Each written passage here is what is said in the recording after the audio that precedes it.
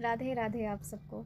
आज आपको एक ऐसी गूढ़ बात बताने जा रही हूँ जिसको सुनने के बाद आप कहेंगे वाह, ये इन्फॉर्मेशन अगर पहले पता होती तो कितना अच्छा था। तो चलिए जानते हैं। आज हम जानेंगे हमारे श्री कृष्ण की प्रेम रस लीला के बारे में। जी हाँ, जिसको आप सब ने रास लीला का नाम दे रखा है। एक्चुअली में वो रास लीला नहीं है, उसको रस लीला कहते हैं। रस से क्या समझ में आता है आपको? नेक्टर का मतलब होता है स्वीट लव, जो सोलफुल लव होता है, मीन्स जो आपकी आत्मा में होता है, शारीरिक प्रेम ना हो करके जो आत्म प्रेम होता है, जो अंतर्मन के इमोशंस होते हैं, वो होता है रस।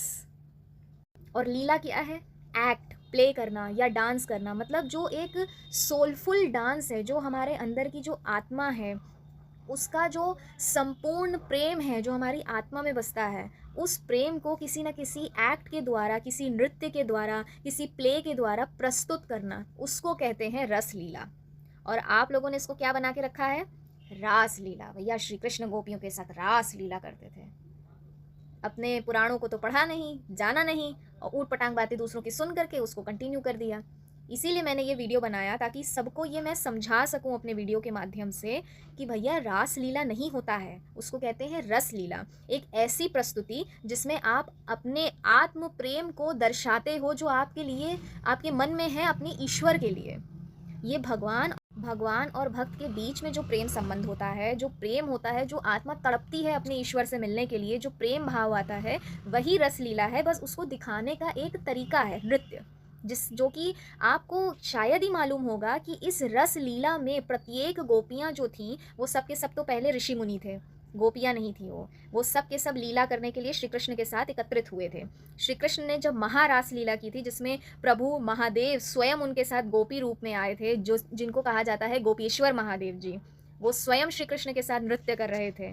जी हाँ, वो रात्रि, वो महारात्रि शरद पूर्णिमा की रात्रि ही थी, जिसमें संपूर्ण प्रेम से भगवान और भक्त नृत्य करके अपने अपने मन के भावों को प्रस्तुत करते हैं।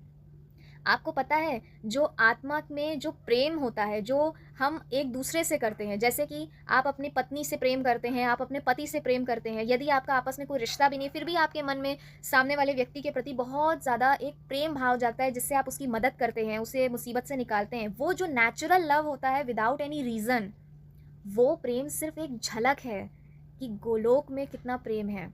अब गोलोक क्या है?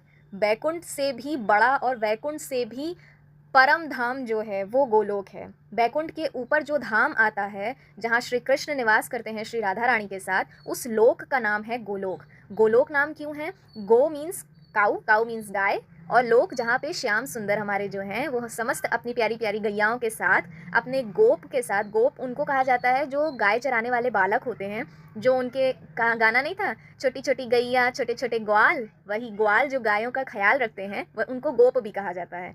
तो समस्त गोप, समस्त गोपियों के संग जो गैया है, जो श्याम सुंदर के साथ रहते हैं उस लोक में, उसे गोलोक कहते हैं। श्याम सुंदर अकेले श्री राधा रानी के साथ नहीं रहते हैं, वहाँ उनकी समस्त गैया भी रहती हैं, उनके गोप सखा भी रहते हैं, और उनकी गोपियाँ भी रहती हैं। जी हाँ, वही होता है गोलोक। जो स्पिरिचुअल वर्ल्ड गोलोक है, जहाँ स्वयं श्री कृष्ण श्री राधा रानी के साथ विराजते हैं, वो प्रेम का एक छोटा सा अंश मात्र है जो हम एक दूसरे से करते हैं।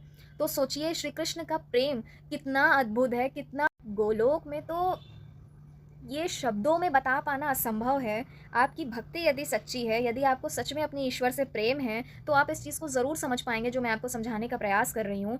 गोलोक में जो प्रभु अपनी समस्त सेविकाएं, समस्त गोपियों के साथ जो नृत्य करते हैं, उसको आप और हम अश्लील निगाहों से देखते हैं, लेकिन एक्चुअली में वो भक्त और भगवान के बीच का जो प्रेम है उसको दर्शाता है। और यहाँ इस मटीरियल वर्ल्ड में, यानी कि इस कलयुग में, जो हम फिर भी इतने कलयुग में होते हुए भी एक दूसरे के प्रति जो प्रेम भाव जागता है बिना किसी रीज़न के, जो आपको प्रेम किसी से अगर है, ज़रूरी नहीं है कि अपने लव बर्ड्स ही हो आप लोग, कपल्स ही हो आप लोग, भाई माता को भी अपने पुत्र से प्रेम होता है, पुत्र को अपनी माता से प्रेम होता है। यदि आपका किसी से कोई रिश्ता भी नहीं है, फिर भी आपके मन में उसके लिए प्रेम भाव होता है, ये सोच के कि अरे जाने दो, बेचारा है, बड़ा दुख है उसको। तो ये जो भावना आपके अंदर है, ये भी प्रेम ही है। समझे? ये गोलोक का सिर्फ एक अंश मात्र है कि गोलोक में कितना प्रेम है। वही प्रेम यहाँ श्री कृष्ण समझाने के लिए आए थे, और ये लीला जो थी ये सिर्फ एक उस प्रेम को प्रकट करने का तरीका था। उस लीला में भी प्रभु ने बहुत सारे ऐसे ऐसे डांस फॉर्म्स लिए थे जो आज बहुत प्रचलित हैं, जैसे कि कथक, मणिपुरी डांस जो होता है, ये सब चीज़ें ज़्यादातर उस रस लीला में प्रयोग किए गए थे इस डांस फॉर्म्स को। और भी बहुत हैं, भरतनाट्यम, उड़ीसी, मणिपुरी, कुचिपुड़ी, ये जितने भी डांस फॉर्म्स हैं, कथक हैं, ये सब के सब उस समय यूज़ हुआ करते थे अपने अंतर मन के प्रेम को बाहर उजागर करना नृत्य करके। कभी आपने ये चीज़ देखी है कि श्री कृष्ण के मंदिर में ही बहुत लोग हरे कृष्ण नाम संकीर्तन का जप करते करते नृत्य करने लग जाते हैं, है ना? देखा होगा, बहुतों को देखा होगा। देखते ही देखते प्रभु को अश्रु आ जाते हैं। तो ये क्या है? ये प्रेम ही तो है। इसको इंग्लिश में कहते हैं divine soulful love for your God. समझ रहे हैं? इसी प्रेम को ही असलियत में प्रेम कहा जाता है, और ये गोलोक का सिर्फ एक अंश मात्र है। तो जरा सोच के देखिए कि गोलोक में जब श्री कृष्ण रहते हैं तो कितना भयंकर प्रेम वहाँ पे होता होगा। कोई किसी से मन में भेदभाव नहीं रखता। इस कलयुग में तो खैर बहुत जहर है, लेकिन गोलोक में ऐसा कुछ भी नहीं है, जहाँ पे श्री कृष्ण हमारे निवास करते हैं महारानी श्री राधा रानी के साथ। तो कृपा करके अपने ईश्वर के बारे में और जानने का प्रयास कीजिए। रास लीला नहीं होती है, वो रस लीला होती है, और प्रत्येक लीला के पीछे प्रभु का कोई ना कोई उद्देश्य छुपा होता है। तो उस उद्देश्य को समझिए और अपने प्रभु की बेइज्जती करना बंद कीजिए और जानिए अपनी संस्कृति के बारे में। राधे राधे।